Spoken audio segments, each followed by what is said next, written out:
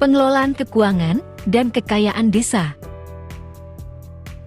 Kami dari kelompok 3 terdiri 2 anggota.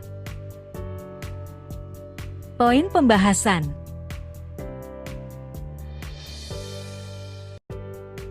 Pendahuluan, desa merupakan entitas pemerintah yang paling dekat dengan masyarakat, sehingga menjadi fokus utama dalam pembangunan nasional.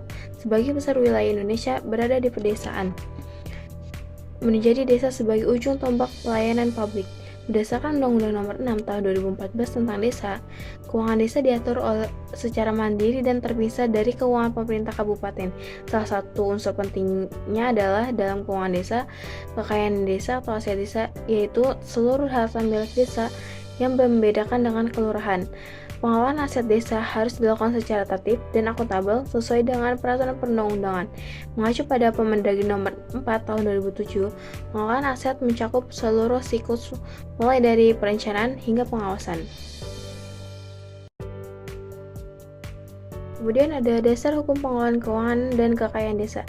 Yang pertama itu ada Undang-Undang Dasar Negara Republik Indonesia tahun 1945. Yang kedua ada Undang-Undang Nomor 6 Tahun 2014 tentang Desa. Kemudian ada Peraturan Pemerintah Nomor 43 Tahun 2014. Kemudian ada Peraturan Pemerintah Nomor 11 Tahun 2021 tentang BUMDes dan aset terpisah. Kemudian ada Permendagri Nomor 20 Tahun 2018 tentang pengelolaan keuangan desa dan Permendagri Nomor 1 Tahun 2016 tentang pengelolaan aset dan kekayaan desa. Kemudian ada definisi keuangan dan kekayaan desa. Keuangan desa pada dasarnya merupakan bagian dari sistem keuangan negara sebagaimana diatur dalam Undang-Undang Nomor 17 Tahun 2003 tentang keuangan negara. Dalam penjelasan undang-undang tersebut dijelaskan bahwa pendekatan dalam perumusan keuangan negara mencakup 4 aspek, yaitu objektif, subjektif, proses, dan tujuan. Kemudian ada definisi kekayaan desa. Kekayaan desa atau aset desa adalah barang milik desa yang berasal dari kekayaan asli desa, dibeli atau diperoleh dari anggaran, pendapatan, dan belanja desa, atau diperoleh dari hal yang lain yang sah. Desa memiliki kewenangan untuk mengelola aset tersebut dengan bijak dan memberikan manfaat yang sebesar-besarnya bagi masyarakat desa. Kemudian ada sumber keuangan dan kekayaan desa. Yang pertama itu ada sumber keuangan. Sumber keuangan desa itu mencakup dari dana desa atau APBN, alokasi dana desa dari APBD, pendapatan asli desa atau PADES, hibah bantuan provinsi atau pusat, kerjasama antar desa. Untuk sumber daya kekayaannya itu ada tanah kas desa, bangunan desa, sarana prasarana publik, hutan, sungai, wisata alam, dan pasar desa, jalan, dan irigasi.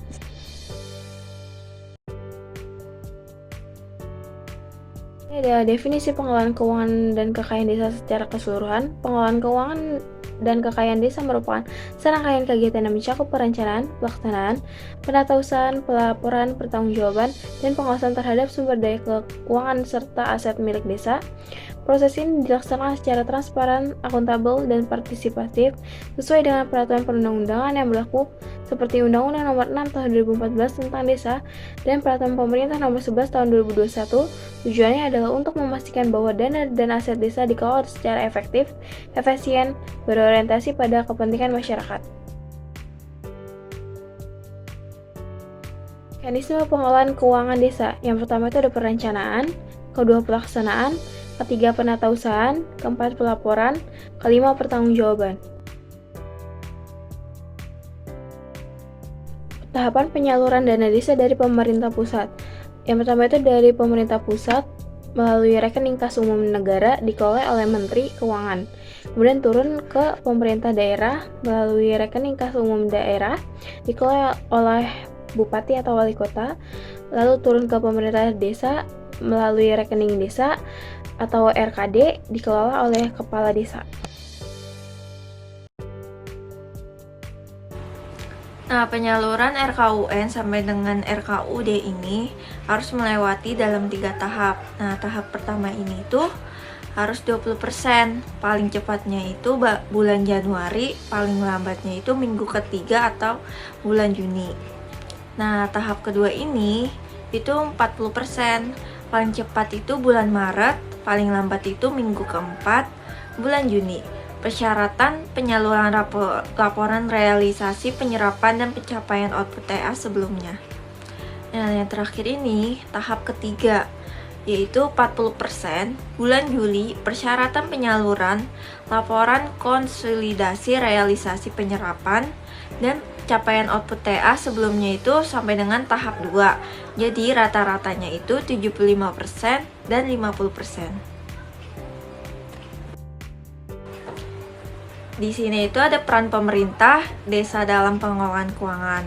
Jadi ini itu ada kepala desa, terus sekretaris desa, yang ketiga ini itu ada kepala urusan KUR, dan yang terakhir ini adalah bendahara desa.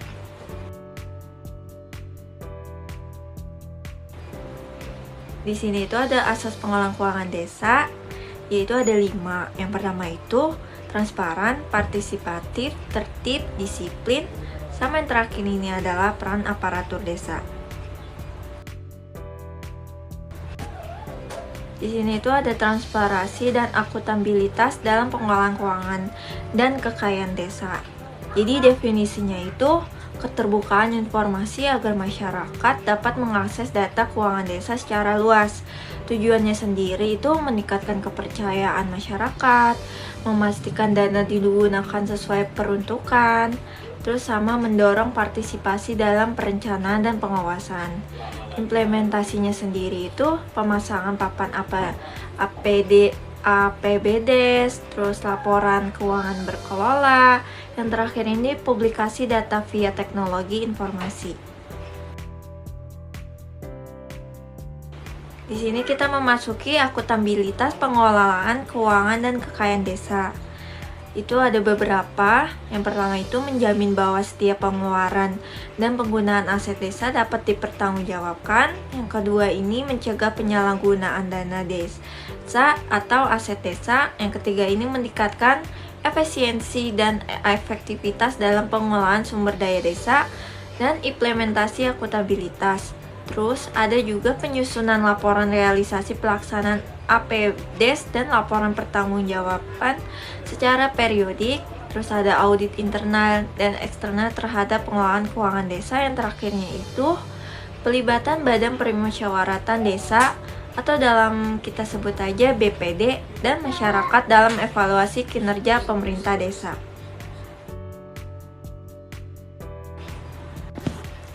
Di sini itu ada 3 manfaat pengelolaan keuangan dan kekayaan desa yang baik. Yang pertama ini meningkatkan kesejahteraan masyarakat desa, dan yang kedua ini meningkatkan kepercayaan masyarakat terhadap pemerintah desa, dan yang terakhir ini meningkatkan efisiensi dan efektivitas penggunaan sumber daya desa.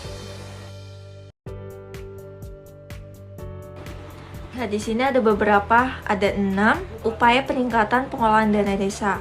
Yang pertama itu harus ada pelatihan atau penguatan kapasitas mekanisme, terus ada pemanfaatan teknologi, terus ada peningkatan partisipasi masyarakat, terus ada transparansi informasi publik. Yang kelima ini ada pengawasan internal dan eksternal, dan yang terakhir ini itu harus ada penegakan hukum dan sanksi tegas. Kesimpulan dari PowerPoint kami ini itu pengelolaan keuangan dan kekayaan desa merupakan aspek penting dalam mewujudkan tata kelola pemerintahan desa yang transparan, akuntabel, dan partisipatif. Dengan dasar hukum yang kuat seperti Undang-Undang Nomor 6 Tahun 2014 tentang Desa, pemerintah desa memiliki kewenangan untuk merencanakan, melaksanakan, dan mengawasi pemanfaatan dana serta aset desa demi kepentingan masyarakat. Nah, pengelolaan ini tuh harus dilakukan melalui mekanisme yang tertib, mulai dari perencanaan hingga pelaporan, dan dilakukan oleh perangkat desa yang memiliki peran masing-masingnya. Transparansi dan akuntabilitas menjadi kunci utama agar dana desa tidak disalahgunakan dan benar-benar digunakan untuk meningkatkan kesejahteraan masyarakat. Pengelolaan yang baik ini akan mendorong efisiensi, mencegah pemborosan, serta meningkatkan kepercayaan dan partisipasi masyarakat. Untuk itu, upaya peningkatan kapasitas aparatur, pemanfaatan teknologi, serta pengawasan internal dan eksternal harus dilakukan ditingkatkan agar dana desa berkembang secara mandiri dan berkelanjutan. Terima kasih sudah menonton presentasi dari kelompok 3.